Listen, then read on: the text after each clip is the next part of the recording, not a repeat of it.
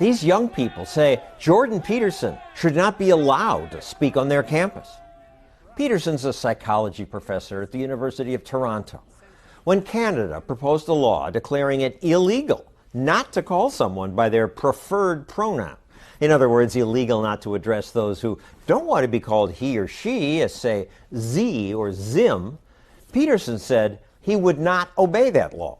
Shame on you! Shame, shame, shame on you! It's not just students who object. Hundreds of his colleagues signed a petition demanding that Peterson be fired.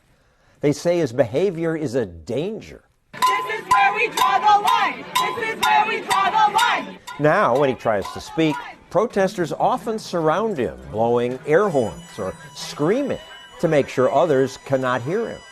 At this school, he and students who wanted to hear him moved outside to escape the noise. But the protesters just followed him and drowned him out again. Go home, Peterson! Go home, Peterson! If somebody wants to be called Z or Zer, why not? I don't care what people want to be called, that's fine, but that doesn't mean I should be compelled by law to call them that. The government has absolutely no business whatsoever, ever, governing the content of your voluntary speech. But if I personally said, I'd like you to call me Z or Zen. We could have a conversation about that, just like I would if you asked me to use a nickname, for example. But there's a big difference between privately negotiated modes of address and legislatively demanded, compelled speech. Protesters call Peterson all sorts of names. They've called me lots of things. Hitler, that was one. Trans rights are human rights! The fact that it has to do with transgender people is virtually irrelevant. The issue is compelled speech. Peterson handles the protesters well. And you look pretty calm while they're screaming at you. Yeah, well, better to be calm. Best to let the unreasonable opposition speak, because they manifest themselves as unreasonable, and then everyone can see it. You can also see it in this video, viewed millions of times. Maybe because Peterson stays calm while the TV host keeps twisting his words. You're saying that women aren't intelligent enough to run these top companies? No, I didn't say that at all. He simply says that natural differences explain most of the gender wage gap. Do you believe in equal pay?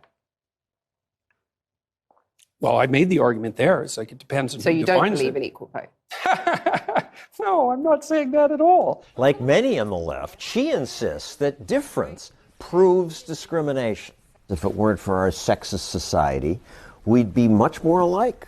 That's actually not the case. The science on that is absolutely clear. They've studied tens of thousands of people in dozens of countries, and the papers have been cited thousands of times. For years, many leftists denied there were any differences. Aren't women in general better nurturers? No. Next question. Feminist icon Gloria Steinem even objected to researching differences. It's really the remnant of anti-American crazy thinking to do this kind of research. But more research has been done, and it shows that on average, men and women excel at different things. That runs contrary to the desires of the researchers who generated the data, because no one wanted that. It came as a shock to everyone, but that's how it is. And yet when you say this, it infuriates some people. No, it should infuriate them, because I'm going right after the heart of the radical leftist doctrine. The heart of that doctrine is that all groups should have equal outcomes. There should be just as many female CEOs, scientists, computer programmers, because men and women are the same. If outcomes differ, it must be sexism. Or, as actress Ashley Judd puts it, the problem is the patriarchy. The patriarchy. Professors teach exactly that. The United States is a patriarchal society. First of all, I think the idea that men tyrannically dominated everything is a pretty damn weak argument. The year 2000 to the year 2012, the rate of absolute poverty in the world fell by 50%. It's like, that's pretty good for a patriarchal tyranny. That was the fastest economic development in the history of the world. But on campus, the message is inequality, oppression. Students major now in social justice. Disciplines like women's and ethnic studies, which are corrupt right to the core. I pledge to use they and them when I do not know someone's pronouns. They're out to produce radical leftist activists, by their own admission, all you have to do is go to the websites of these disciplines and look at how they advertise. Social justice is different from justice. Social justice generally means justice for groups of people.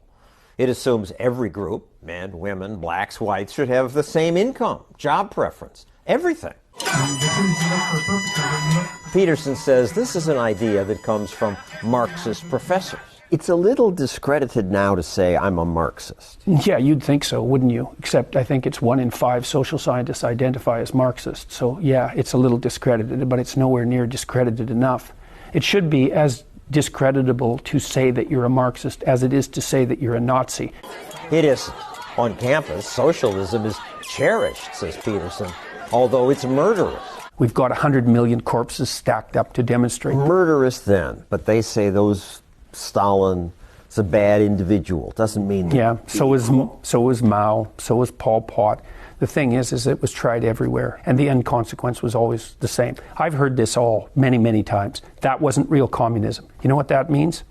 That means that if I would have been the benevolent dictator in the place of Stalin, then I would have brought in the utopia. There isn't a more narcissistic and toxic and inexcusable statement that you can possibly make. We actually value the individual. Peterson offers an alternative in videos that suddenly are being viewed by millions.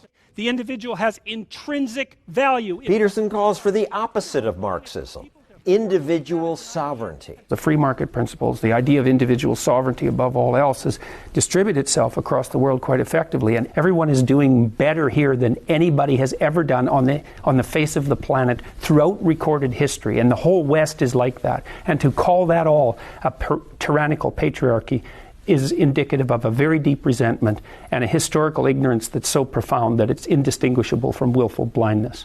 Peterson says the best thing people can do to fight back against that blindness is to speak the truth, even when it's unpopular. Peterson follows his own advice. He says unpopular truths, and people like that. Almost 1 million have bought his book.